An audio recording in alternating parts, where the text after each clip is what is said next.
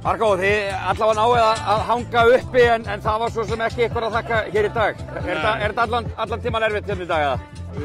Já, sérstaklega fyrra hálfleikurinn, hann var mjög slæmur okkar hálfu. Seinnir í öllu. Einhvern veginn heldum við bara að þetta væri komið. En eins og við vitum, fótboltinn rosalegur og getur allt gerst í þessu. Þið voruð virkuð dálítið andlausir í fyrri hálfleik. Hvernig stendur á því í svona mikilvægan leik? Já, það er bara mjög góð spurning, sko. Við sýndum aðeins betra hérna í seinni hálfleik. En bara eins og fyrri hálfleikur spilaði, skilur við, eins og móti þá sýnum við baráttu, hjarta og allt þetta, skilur við.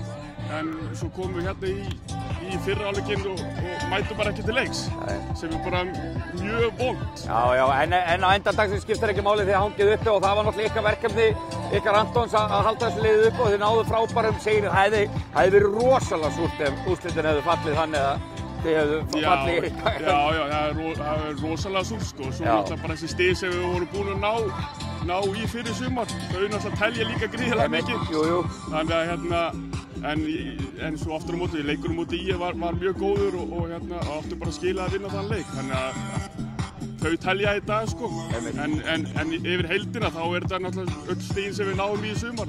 Þau skiluðu sér. Akkurat.